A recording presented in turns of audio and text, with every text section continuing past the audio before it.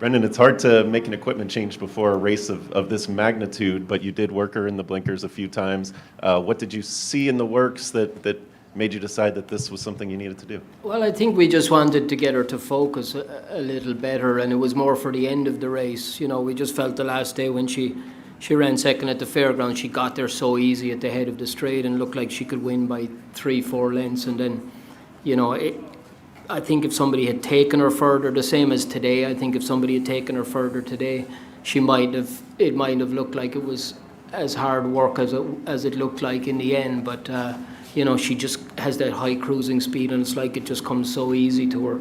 But I think the blinkers just got her to just hang in there a little bit more today, and it was just something new for her, and I think it probably had a good effect on her. You got a chance to watch the replay. What do you see?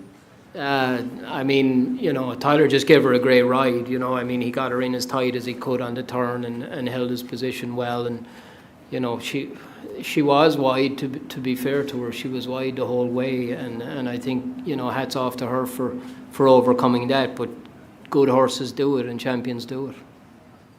Questions for Brendan or Michael? Can you wait for the microphone, please? Michael, can you just comment on what it means to Godolphin to win this race? Well, it's we haven't won an Oaks before. We've been second with a filly, and it seems like it's a long time ago with Little Bell. And so to come in here with 2 live chances, with 2 homebreds, I think it means everything to us. We've you know, Shane Mohammed has developed a beautiful broodmare band here in the US. I think we're reaping the rewards with the horses we've had over the last couple of years. But to me, there's only the one classic for fillies in the US, and that's today in the Oaks. And so to be able to win that just means everything. And we had a big team up from Lexington today. We felt like we had as good an opportunity as we'd ever have to win it. And we just wanted to give all the people that work so hard on the farms every day, between foaling and raising the yearlings and rehabbing them as well, to give them an opportunity to come up and experience something as great as having runners in the Oaks. And then, you know, the icing on the cake is to actually win the race as well. But both fillies ran super races. The other filly hung in there well too. So we're just tremendously excited about having that opportunity and then winning the race as well. Nicole. Brendan, following on Jim's question about making an equipment change in a race of this magnitude, can you talk about just how important it is as a trainer to say, I've got this experience, and to have faith in your decisions? And Michael, how important is it for an owner to have faith in their trainer when you're having these kind of discussions?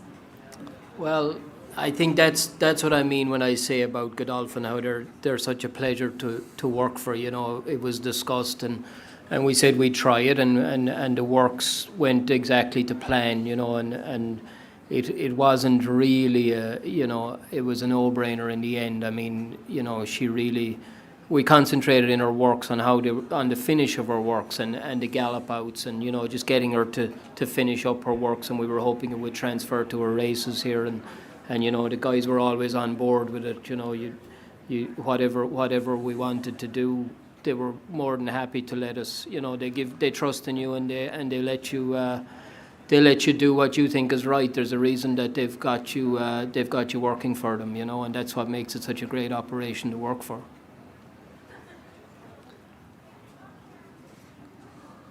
Right. Kind of following up on that, Brendan, I mean, what does it mean to you that Godolphin has trusted you as a trainer? I mean, just one of the greatest operations in the world. It's unbelievable, Frank. I mean, you know, obviously I've had a very close association with them my whole life. I did 9 winters in Dubai. I worked for them in Al-Quoz as a rider, you know, and you know, when you're there and you're doing that, it was like working for an all-star team and getting on all-stars, and now to actually have the opportunity to train the all-stars is just like, you know, that's the stuff you dream of when you're a kid. You know, you want to be, if you want to be a footballer or a coach or whatever, is to be around the very best, and it's just a great opportunity for me to have to be able to to work with horses of this caliber, you know. So, you know, I just can't thank them guys enough. Hey, Brendan, when you think about how all this stuff adds up with the equipment changes and the development and all this stuff, validation and kind of very rewarding for you when you think about the picture that you've painted and now you've got a Picasso. Yeah, it is, because, you know, we make a lot of wrong decisions too, and you know, you end up chastising yourself about it, and it can be tough sometimes, you know, but nobody's harder on themselves than me, and you know, you're always afraid that you're going to do the wrong thing, especially with a filly like this. But you know, it wasn't exactly, you know, she gave us every indication that they were going to work, and you know, it was just something that we talked about. We actually talked about it at dinner the night of the Fairgrounds Oaks, and you know, we were, by the time we left dinner, I think I was 75% ready to try them anyway, and it worked out great. Like I said, Tyler put in a big effort. He was in here at 5:30 in the morning working her the last 3 weeks, and you know, and again, my team, and that's what it's all about. It's just the work that everybody puts in. Everybody has their contribution. Ron Flatter. Brendan, how would you regard this crop, this division? We've gone from Wonder Wheel now to wet paint, and now maybe another changing of the guard here. Listen, Ron, I can only speak for ourselves. We've liked this filly from the very get-go. She's been beaten twice in her career out of, I guess, 7 runs now, 6 or 7 runs. You know, and it takes a very good filly to do that. She's won a Grade 2, now she's won an Oaks, which is very hard to do too. And I think she's, you know, I think she's actually getting better, and I still don't think we saw the very best of her today even. Michael, thoughts about where your fillies from today will go next? Look, I think the goal was to go for the Oaks. So obviously we'll probably look, see how they come out of the race, and then we'll look at the programme. It's fairly well set up through the year. Probably look at some of those high-end races up in New York in the summertime, and you know, maybe California in the fall. And both fillies, I think, will improve again for what they've done even today. And I think we've 2 of the best 3-year-old fillies in the country, and you know, we were always a little bit, you know, maybe pretty mischievous, didn't always get the respect we thought she deserved. And so it was fantastic for her to come out here today and put in a big performance and show everyone that she is of that quality. And she's run well at Churchill Downs every time she's run. She got beaten in the Goldenrod last year. Probably was a great learning experience for her last year. She was drawn 1 and she was on the inside and didn't break that well, and Tyler had to hustle her out a little bit, and she got a bit keen on him. But I think that was probably maybe one of the best learning experiences that she got, because after that she's done everything that Brendan has asked her to do in every race, and the last day we felt at the top of the stretch we had the race won, and she was just going to stride away from it. Didn't quite work out. I think different circumstances, I think we would have seen a different result that day. So I feel she's probably, as good a 3-year-old filly in the country. I mean, because it's this weekend, I haven't heard anything like this, but I'm still obligated to ask if there's any inkling of running against boys. I don't think there's any great need to run against boys with the great programme that we have for the 3-year-old fillies anyway. We have a couple of nice colts ourselves anyway that maybe we can target those type of races down the road anyway. So I think we'll be keeping to our filly division, and I think I'd rather win some more of these races than getting beaten by a colt. Yes, sir. How rewarding is it to win the Kentucky Oaks with a trainer like Brendan, who's been with Godolphin for so long, a lot of different roles, and now you see him rise up to where you're winning a Kentucky Oaks together? It's very special, and with all our trainers, all do a great job, and I think this is very deserving for Brendan and his team. They put in a lot of long hours, they work very hard, and we had a nice colt a few years ago that we thought would be a Derby horse. Ended up having a few hurdles down the road, didn't quite make the Derby, and so hopefully winning the Oaks here today makes up for Maxfield not getting his chance in the Derby. And so it's, as I said, we're very excited to give Brendan and his team an opportunity to train these horses as well. But equally, they do an absolutely first-class job with them as well, as we've seen with Santon last year and the Turf Classic, Maxfield previously, and Pretty Mischievous now, and to name just a few of the top ones. And we're very grateful for all that Brendan does for us. Yes, sir.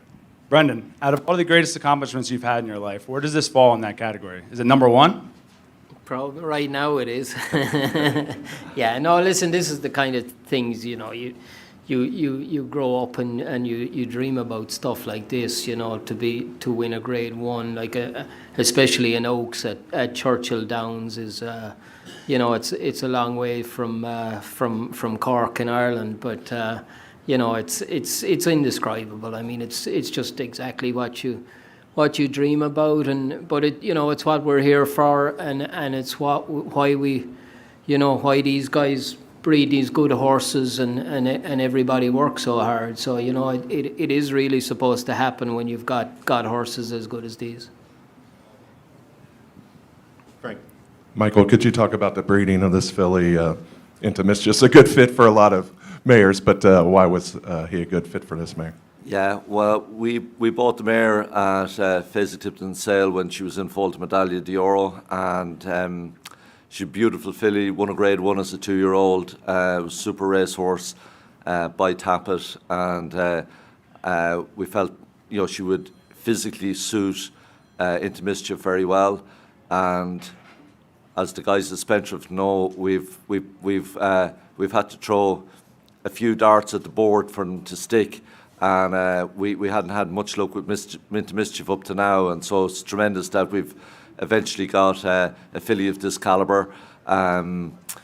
She was a beautiful filly as a foal and a yearling, and actually the mare's just checked back and foal to Into Mischief again, and we're excited to see what she could throw again, and it's a pedigree that had plenty of stamina in it. I was a little bit concerned until I went back in through the second dam, and I figured that there was enough in there. Lyric Princess, she stayed fairly well in some of those staying filly races in New York, and my big boys in the family as well, who I think Shug McGay, he trained years ago, and he was a distance horse on the grass. So I figured there was enough stamina in there, and thankfully I think the Into Mischief speed and the Tappet stamina worked out really well to get us home today. Tom Padula. Brendan, could you talk about the decision to add blinkers? Did you think that was a difference maker today? I don't know that it was the difference maker, but it definitely helped. You know, it just helped her finish the race a little better. But I think, you know, I think she's just a very good filly, and I think if somebody was able to take her along a little further, that might have helped more than anything. But definitely, it didn't have a negative effect. She travelled well with them, and you know, she's an easy filly to ride, and we always felt that it was going to be the right thing to do. Any more questions in here? All right, well, gentlemen, congratulations again. Pretty Mischievous wins the Longines Kentucky Oaks. Thanks for joining us. Very much.